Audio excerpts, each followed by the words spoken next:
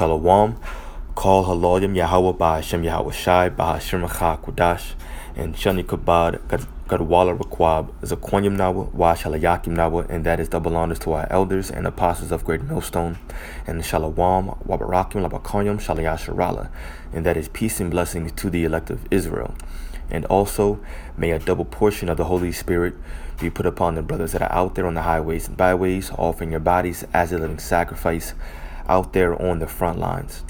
So I have two articles. They're both real quick and easy reads. One is concerning how billionaire Warren Buffett is predicting a stock market crash, and then the other one is concerning the microchip. So real quick, before we get into this one that you can see on the screen, we're going to read two quick scriptures. This is the book of 1 Peter chapter 4 verse 7. But the end of all things is at hand. Be ye therefore sober, meaning be of a clear mind, and watch unto prayer. So knowing the times that we're in, we should be, of course, having a clear mind, and we should be watching and praying. Now, what happens if you don't watch? Revelation chapter 3 verse 3. Remember therefore how thou hast received and heard, and hold fast and repent.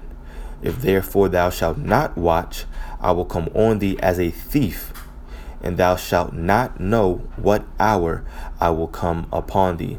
Now, the reason why I wanted to bring out both of these scriptures is because in this article, it doesn't get into any economics. It doesn't talk about the state of Babylon the Great and how the market is actually performing. Well, just a tiny bit, but that's not the significant part of the article.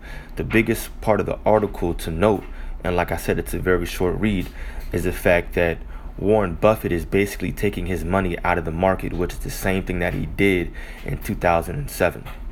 Of course, he foresaw that. He was one of the few people to foresee that 2008 financial crisis, and he was financially stable. Now, of course, when you're this high up as an elite member of these Edomites and you're a part of their Illuminati, whatever you want to call it, when you're that high up, then of course he may have knew about the market crash, blah, blah, blah. But at the end of the day, what is noteworthy is the fact that he took his money out of the market in 2007, or a big chunk of it, and now he's doing the same thing right now this year. And if that's the case, then that means that this is something to report on, which is even why the article was written.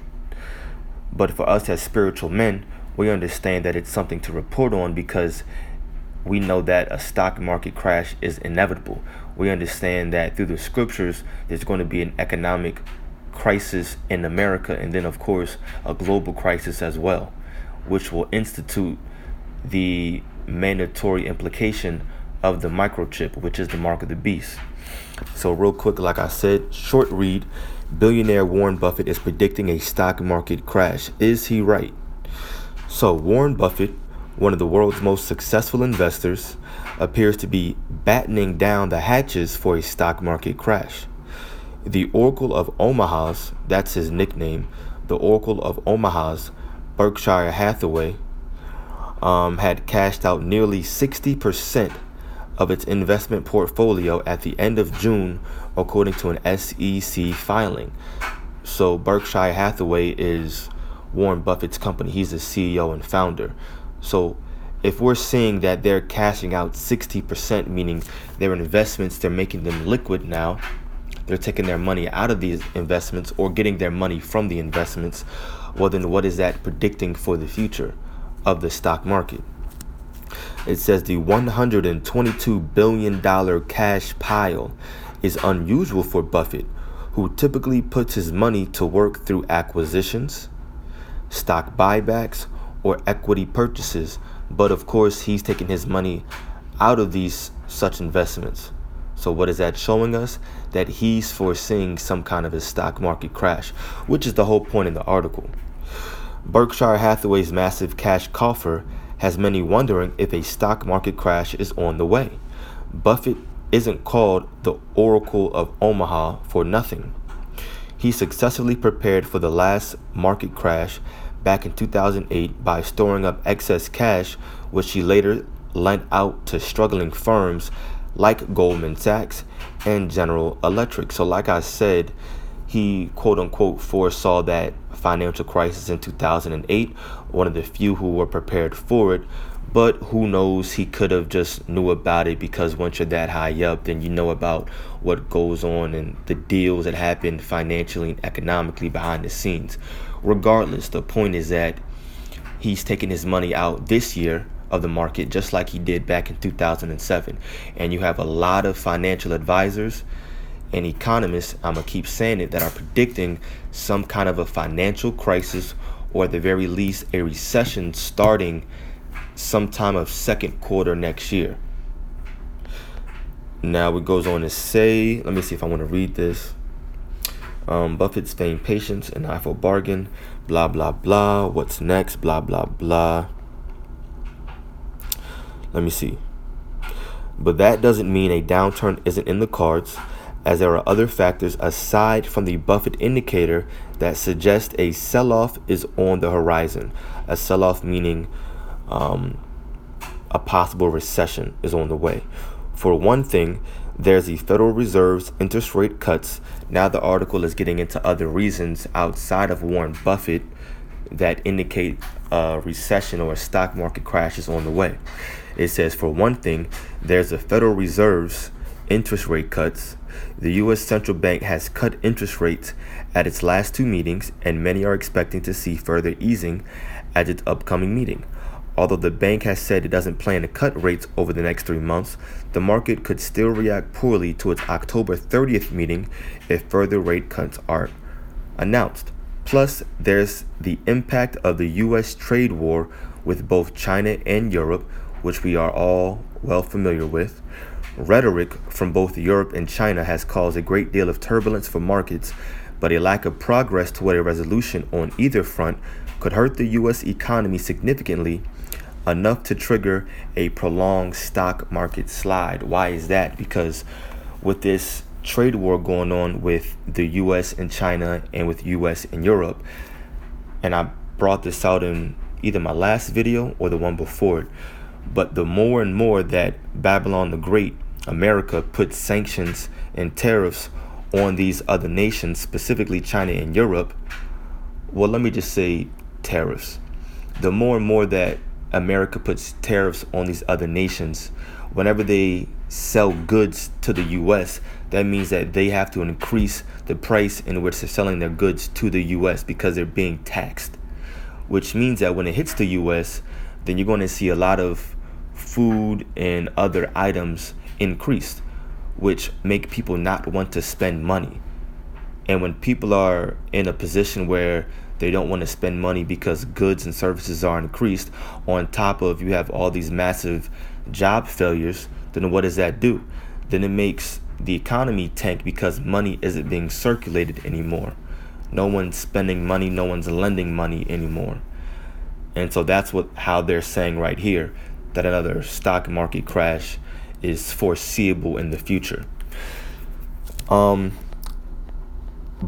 So like I said, that was a very short read right there. I wanted to bring that out because, of course, you got to know about your enemy and their state and what they're doing. And I wanted to report on that concerning this next stock market crash. Now, this other one, this one is going into the microchip. Now, this information has been brought out, but I wanted to bring this out again. This is basically a blog post from this dude, James F. McGrath. And he made this blog concerning a dream that he had, a dream about the microchip, which he states prompted him to go into Revelation, the 13th chapter that you can see right here. And basically, this man is just bringing out how the microchip is the mark of the beast, which we all know by now. But I want to bring out a short excerpt that he spoke about, or that he put in his blog. Now, the short excerpt is by Carl Sanders, and Carl Sanders is the man who designed the microchip. He was the chief engineer concerning the project of creating the microchip. Now, I wanted to bring out what Carl Sanders said concerning the microchip, just so we can all learn a little bit more about that chip and how it works.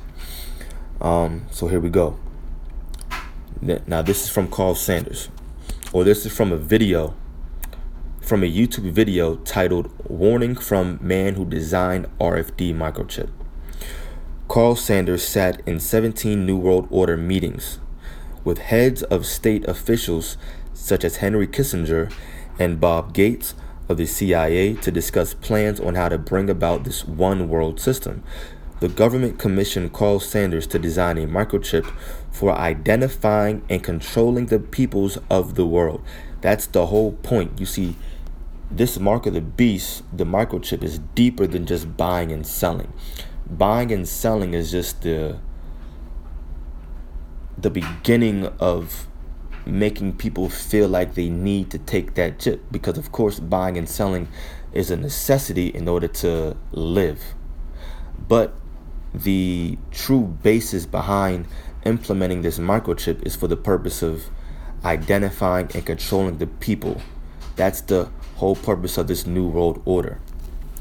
It says a microchip that could be inserted under the skin with a hypodermic needle, a quick, convenient method that would be gradually accepted by society. And it's all about gradualism. That's the whole point of moving from a cash-based society into now you have your credit cards and debit cards, and then eventually your credit card and debit card had a chip on it.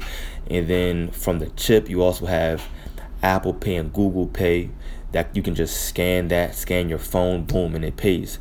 So all of a sudden, now you have the microchip inserted under your skin. It says Carl Sanders, with a team of engineers behind him, with U.S. grant monies supplied by tax dollars, took on this project and designed a microchip that is powered by a lithium battery, rechargeable through the temperature changes in our skin. Without the knowledge of the Bible, Sanders was not a Christian at the time. These engineers spent $1.5 million doing research on the best and most convenient place to have the microchip inserted. Guess what? These researchers found that the forehead and the back of the hand, the two places Revelation says the mark will go, are not just the most convenient places, but are also the only viable places for rapid, consistent temperature changes in the skin to recharge the lithium battery. So you can't tell me that the scriptures weren't spot on. Something written thousands of years ago, right? That's why it's called prophecy. Revelation chapter, if I can get there, 13, verse 16. And he, talking about the beast, which is controlled by the Edomites, these self-proclaimed white people, and he causeth all, both small and great, rich and poor, free and bond, to receive a mark in their right hand or in their foreheads. So that's the reason why it's in your right hand or your foreheads, because that lithium battery that was designed was thought about by those engineers. That lithium battery can be easily charged by the rapid temperature changes in your right hand, in your forehead. So that's going to keep, the temperature changes are going to keep charging that lithium battery to keep that microchip continuously on or powered, so you can 24/7 be controlled and monitored. So it's not the whole purpose of, like that one dude who came up to the camp, to the DC camp a few weeks ago. We asked him about the microchip, and he said, well, yeah, it's going to go in your right hand because your right hand represents your strength.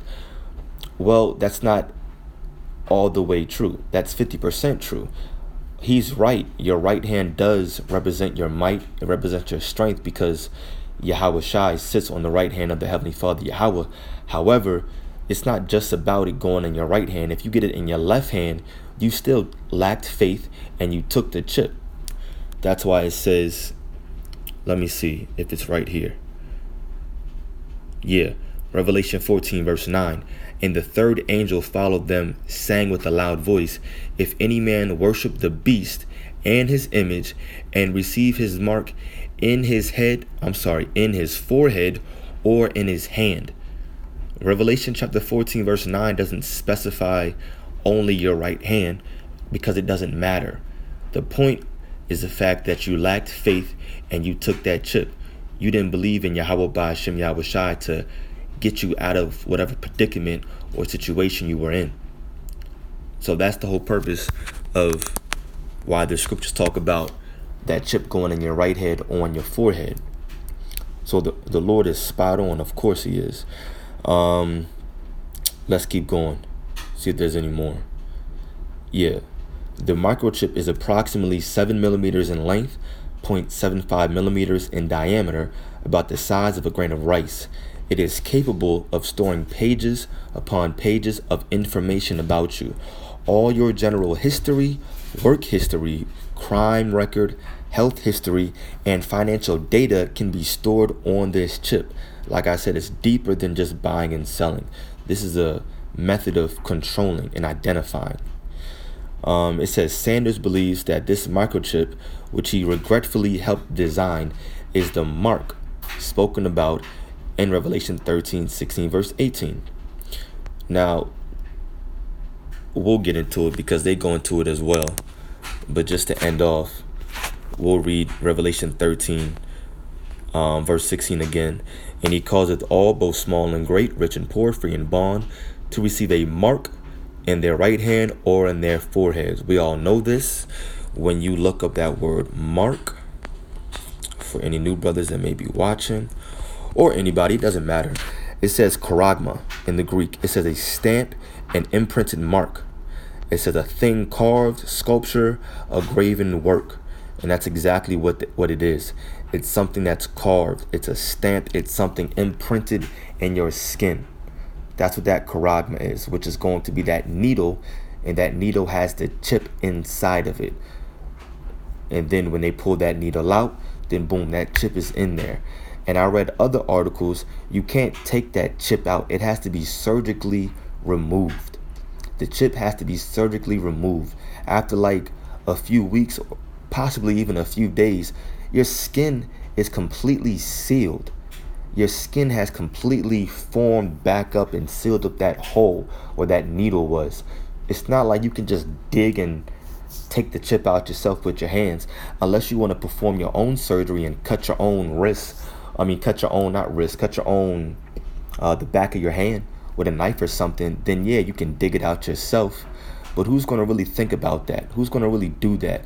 No one has that planned. Well, I'm going to just take a knife when the Lord comes and I'm going to take the chip so I can eat. But then I'm going to make sure there's a knife on me at all times to dig the chip out, cut my own hand when the Lord comes back. It doesn't even make sense. So that's a doctrine being pushed by certain groups, but it's not even logical. But anyway, that's the point on that too. I just wanted to bring out a little bit more information concerning that microchip, just so we can all learn a little bit more about it, because why not? It's biblical prophecy. But with that being said, both of these articles, I guess you can type in Revelation spam and then make a space on Google and type in patheos.com if you want to read more about this article. And then of course the other one, as you all saw, was from Hawkfish. Billionaire Warren Buffett is predicting a stock market crash, if you want to read more about this article. So I pray that this video was edifying.